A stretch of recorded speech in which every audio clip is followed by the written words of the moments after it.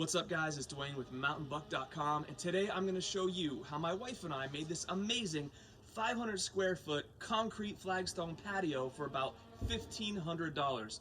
We didn't rent any big equipment, we didn't use any crazy tools, there was no concrete truck coming in here. We did everything ourselves at home and saved a ton of money. Each one of these stones probably cost us under $1 to make. I'm going to show you every single product we use, every tool we use, the technique we use to mix our concrete and pour it into the plastic molds that we used. Everything will be in the description below, and we'll lay it out in this video for you, all right? The nice thing about building a patio this way is it was an incremental process. We didn't have to put out a ton of money up front.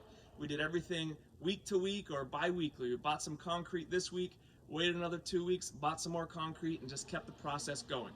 So before we get started, hook me up real quick and hit subscribe, and let me give you a tour of this awesome patio. Okay, to start, we had this, we have a nice narrow backyard here, and I wanted to the patio to flow into the side yard here where we have our pool. So we have a nice looping, rounded type patio, and I really wanted that to kind of bring the backyard and the side yard in together and create a nice space.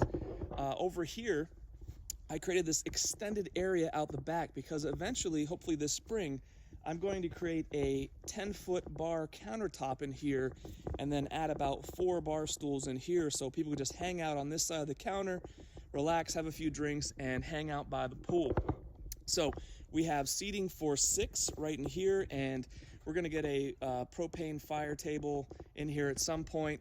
Over here on this side, we have room for lounge chairs, a few lounge chairs right here. The sun comes in right overhead, real nice.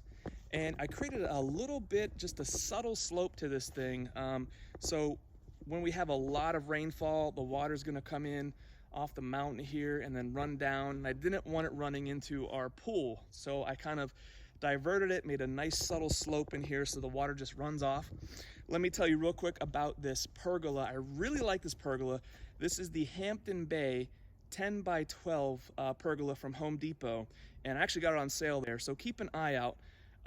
You might be able to find it on sale at some point, but I really like the metal design and the archway and how that kind of works. And it has this nice canopy, so you're able to adjust the canopy here depending on how you want it. So up here we have it raised up, and on the other side it's lowered down, and it has these tracks so you can pull it down. So that makes it really nice depending on what you're looking for, if you want to escape from the sun and get some shade. Right over here, I got these awesome little solar panel lights. These solar lights from Amazon, they go all the way through and around the pergola. And check these out up here. I have these really cool, these little cool solar panels, and they actually, right at the top of each post, there is a hole. And the stake for the solar panels go right in as if they were meant to be. It was kind of perfect. So check out, I just wanted a little bit of the ambiance from those lights, and just a nice little glow when the sun goes down and it's dusk every night, just to kind of create a nice little mood over here. So I'm gonna show you every single thing you need to make this type of patio right here with all these nice textured stones and all these colors. You could do whatever colors you want, just keep it simple with gray or whatever. My wife and I decided to go with a whole myriad of colors here, which we just wanted it to brighten the place up a little bit. So before we get started, let's do some shopping and see what you're gonna need to get this job done. Okay guys, so we're here at Home Depot, and I just wanted to show you something real quick. Check this out.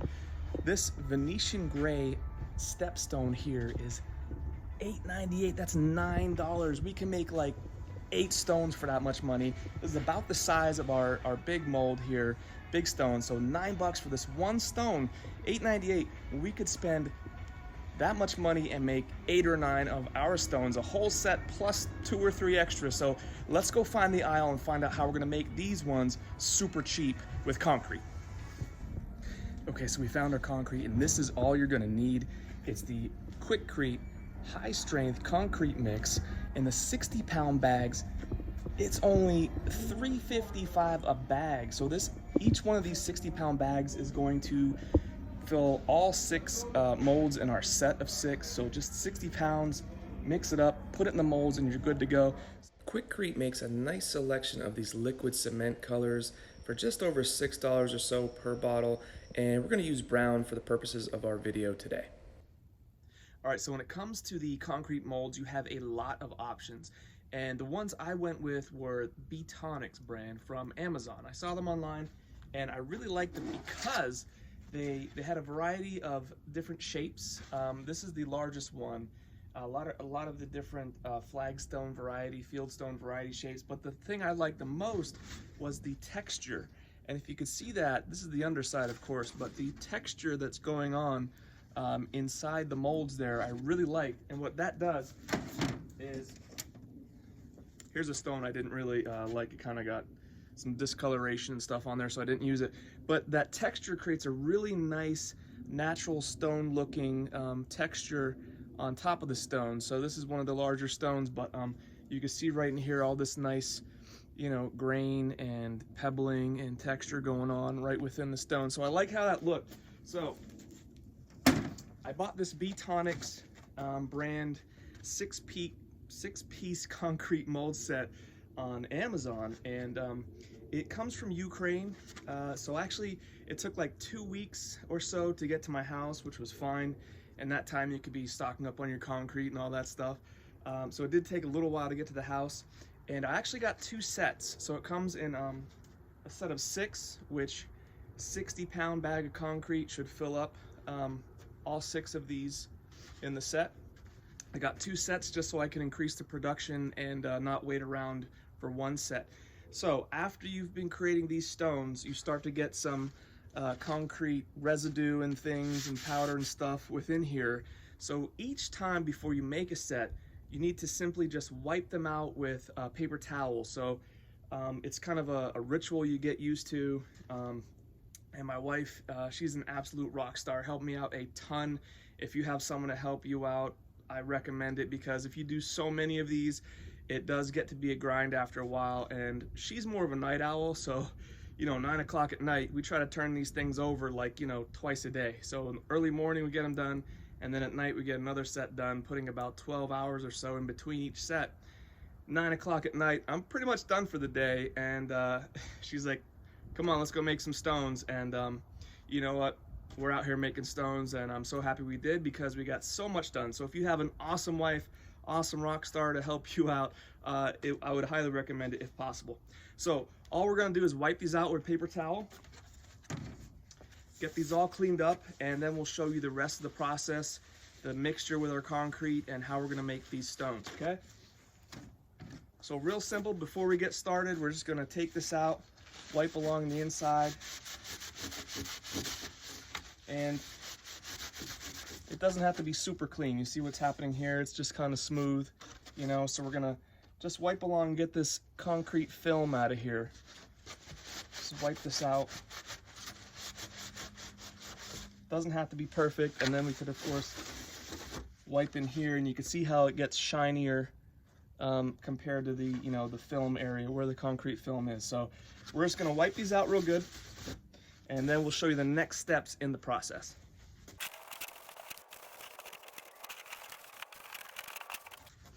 Okay, so we've wiped this out, and I mean, this is good enough. I'm not trying to make this sparkling clean to eat off of or anything like that. You know, we're gonna pour concrete in here. So this is clean enough for me. It's gonna do the job.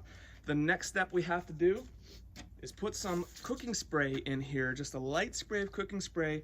It does not have to be name brand. This is like dollar store stuff. It's super cheap. So all we're gonna do is just get a nice light spray of cooking spray all the way around the outside, and then of course in the middle, just a real light little spray, making sure we get, boom, just like that. So we have it sprayed in there. We're ready to go with this mold. I'm gonna clean out the rest, and then we'll show you our concrete mixture process. All right, so next step is our concrete and water mixture. And the very first time I did this, I mixed the concrete and the water up together, and my wife looked at it and she said, you know, I don't really think that's right. And I said, no, I actually followed the instructions. I saw the instructions according to the bag or online or whatever, and this is how it's supposed to be. She said, I don't think so, and she was absolutely right. This was my first ever attempt at creating one of these stones in the mold, and that is absolutely terrible. Look at that. It doesn't even look anything, that don't look good at all. It's terrible. So I played around with it a little bit. I tweaked the recipe a little bit. I added some water and everything, and what I found was about 3 quarts of water is a good starting point. So this is a gallon jug. About 3 quarts is that blue line right here. And that's a pretty good starting point. You add this into the concrete. You may have to add a little bit more. You may have to add a little bit less. I don't know. So you just play around with it. But that's a pretty good starting point. And that's what I've been working with so far. So if you want to add color to your mixture, what I've done, so we got the Quikrete cement color, brown liquid cement color. We just got this at Home Depot, as you saw. So what I try to do is have a variance of color throughout my stone. So some stones are darker, more rich in color, others are lighter. I just like to have a blend, and I mix them all in that way. So what I've done is sometimes I use a quarter bottle, sometimes I use a third bottle. Rarely I might use a whole half bottle per concrete 60 bag pound concrete mixture. So you can do all those crazy colors like we did. My wife calls it a whimsical design because there are so many different color options and things going on in there. Maybe you just want to stick with gray. Maybe you want to do a variance of gray colors. Maybe you want to do 50 shades of gray. I don't know. I don't know how you roll. That's totally up to you. So for the purposes of this video, I'm just going to mix this in with our water. And typically what I do is I start with this. I put a third or a quarter of this in the bottom of our jug, and then I spray the hose in there and mix it all up. But for the purpose of the video, I already have the water in there, so I'm just going to add the color, guesstimate it at about 1/3 or so, and mix it up that way, and then we'll get our cement all nice and mixed up. All right, so I'm just going to drop in maybe, I think we're supposed to shake this up. It's the wrong cap. All right, we got to shake this up a little bit, I believe. Yeah, I think that was my bad on that one. I got a little excited. All right, so we're gonna do about a third bottle or so, just guesstimating. That looks pretty good. We're gonna mix this up, and then we're gonna move on to concrete right now. All right, so check this out. We don't need some fancy concrete mixer equipment. You don't have to rent anything. You don't have to buy something. You can use a simple plastic tote like this one from Walmart. They're super cheap. You probably have it hanging around the house right now. So just go grab your tote, put your 60-pound bag of concrete in, and what I have is this old small shovel here that I use to mix my concrete, and that's it. That's all it is. It's not really any big deal. You don't need any of that equipment. So it's super easy, so let's just mix this up right now.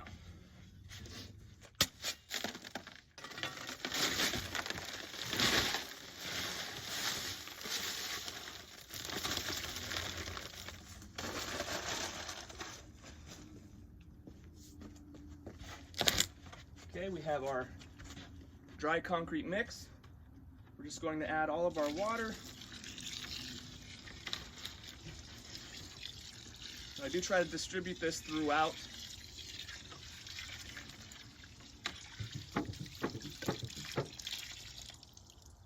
Okay, so we use the whole 3 quarts. We'll see how we do with that. You guys can see this mixture in here.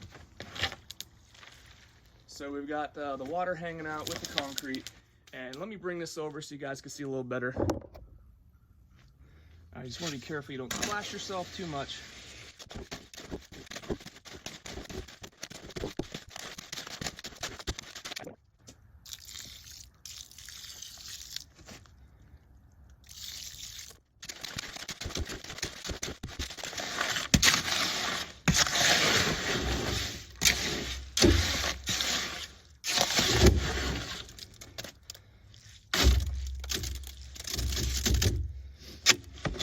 Okay, so that's a pretty good mixture of water and concrete there. It might be a little bit wet, a little bit loose, but it's gonna work just fine. I've done tons of batches just like this. Okay, so I've moved production into the garage because I don't want these out in the elements and in the rain and stuff if it were to rain and get them wet. So here's our consistency. You can see the consistency here. And that's what's nice about this little shovel, is it's super good to just add into the stones here, into the molds just like this.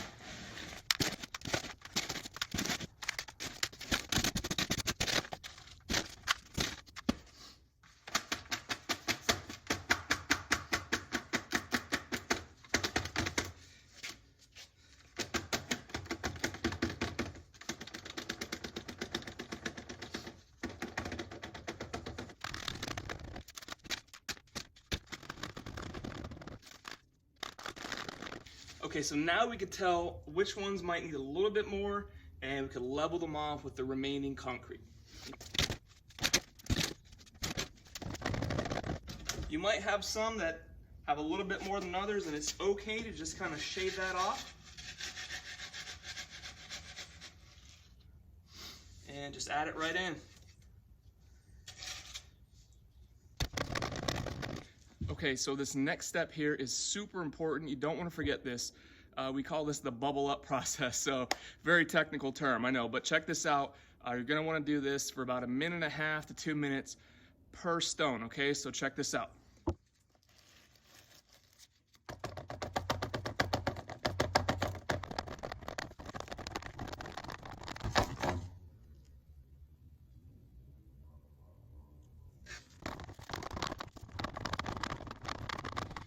So if you did not do this bubble up process, at the very bottom on the surface, it would be the surface of your stones, you would have little air holes. You'd have little air bubble holes throughout the surface, and it would look absolutely terrible. So make sure you take the time and get these bubbled up. Like this one's gonna be perfect.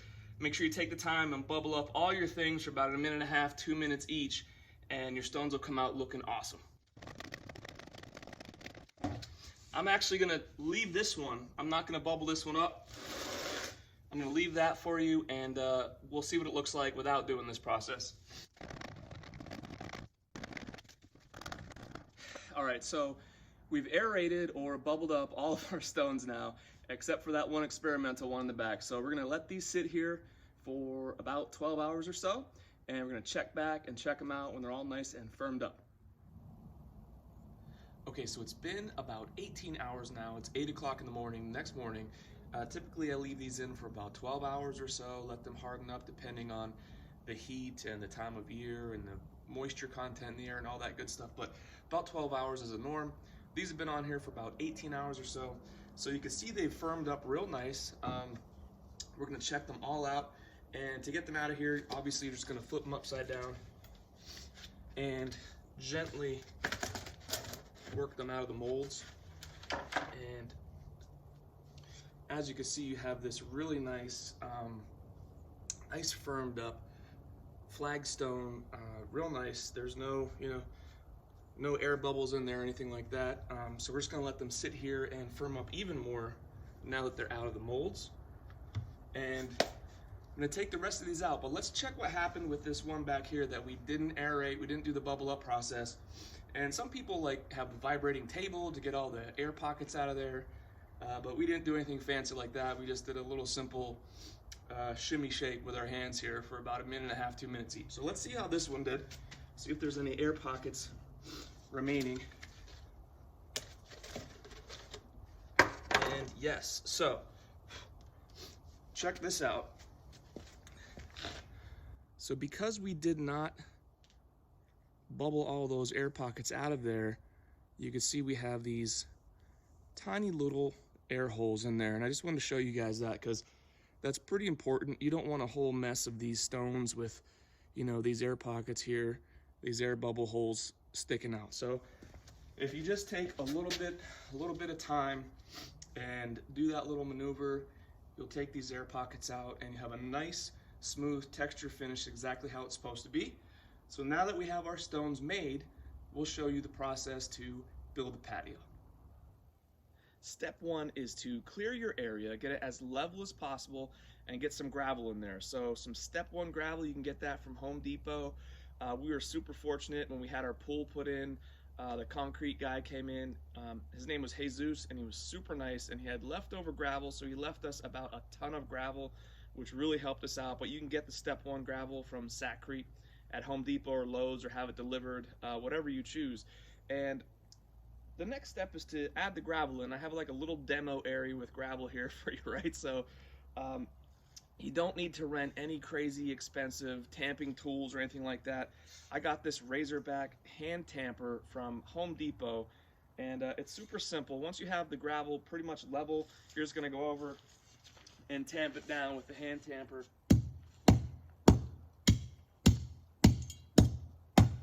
just like that, and work your way through just to really condense that gravel down and get it prepared for the next step, which would be adding some sand on it.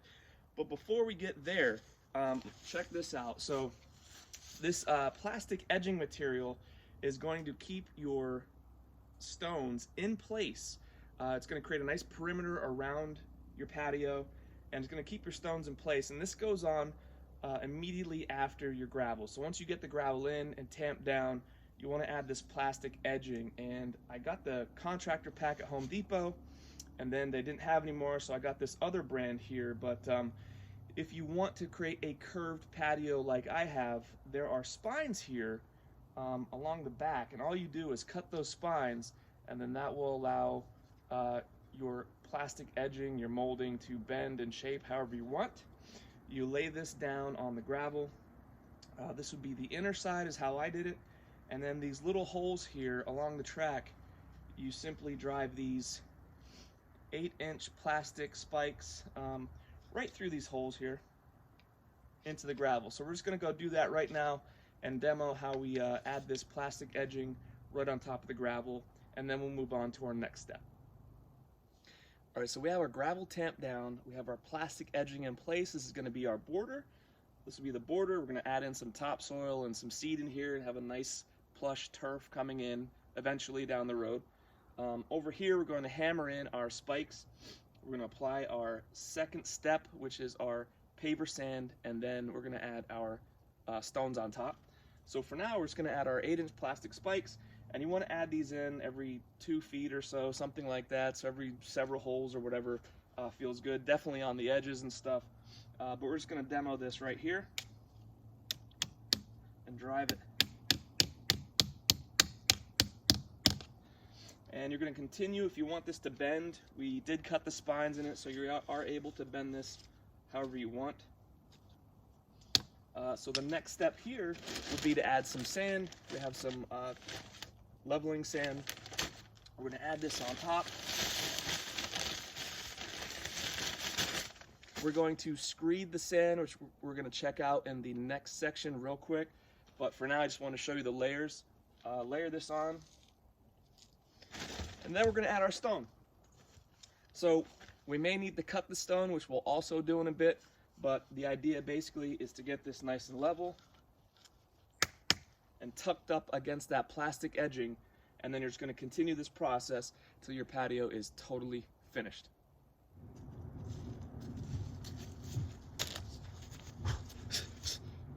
Oh, sorry about that. So the next step is to get some 3/4 inch PVC pipe. This stuff is super cheap from Home Depot, Lowe's, wherever. And we're going to screed our sand over the top of the gravel. So we get 2 of these, cut them to whatever length you feel comfortable, set them apart however far you think is going to work for you. Apply some sand. I have this right here. I still have some level 2 leveling sand from SAKRETE Step 2. You're going to apply the sand in between your 2 PVC pipes. You're going to find a 2x4, something very flat, and then you're going to work it down the tracks just like that, and evening out that sand and making a nice flat surface to lay your stones. When you're done, you pull the PVC pipes out, and then you fill in the little gaps that the tracks left, and from there you're going to apply your stones. All right, so as you build your patio, you're going to have the stones going around the perimeter, around that plastic edging, and you're definitely going to have to cut quite a few of those to make them line up with your border. So what I used was the Ryobi angle grinder. Now this is a 7.5 amp from Home Depot. It's like $50-60 bucks, something like that, not super expensive, and to do the entire project, well worth the money. I got this bit here, a concrete bit off Amazon, and I'll put the link to this in the description below as well. But this thing did the job for me every time.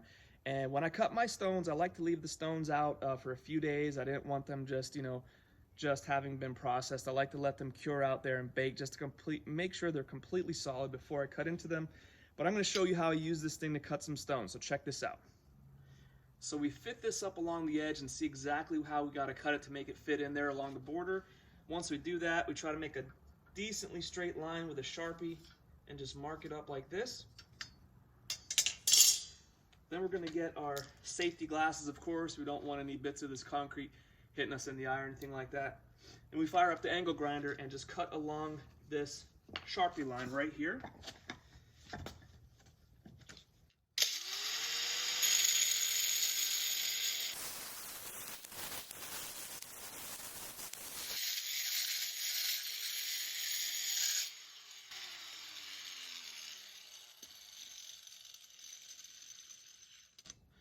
All right, so now we'll just take our rubber mallet, make sure we're hanging off the edge here.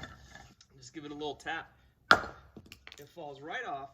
You get a nice edge, but if you want to clean this up with the angle grinder, you can just buzz this right down, make a nice smooth edge for your patio. And that's it. That's how we cut our stones. It's super easy. The angle grinder does a nice job. And there it is. The final step to our patio build, we finally made it. The final step is to apply some polymeric sand in between the joints of the stones for our patio. And we're going to use PermaSand polymer jointing sand from SAKRETE, and this stuff is absolutely essential. Check this out. It's just like normal sand, but there is a polymer component in there. So when you apply this in between the joints and gaps of your stones and apply the water according to the instructions on here, it's going to harden and turn into a sponge-like consistency, and that's going to do a number of essential things for you. It's going to keep out insects. You won't have ants stealing your sand. It's going to keep vegetation from growing through your stones, and it's going to keep water and moisture from getting down in there and then freezing into the winter, turning to ice and breaking your stuff apart. So this stuff is absolutely essential. You just fill it in with the gaps, brush it in with a broom, and then spray some water on it according to the instructions and wait for it to firm up. And guys, you could absolutely do this. You could build these stones at home. It just takes time and a little bit of effort, and you will save a ton of money doing it this way. I'm going to link every single item we talked about today in the description below, so it's all going to be down there for you. If you could do me a favor, guys, hook me up and hit subscribe. I'd really appreciate it. Thank you so much for hanging out, and we'll see you on the next one.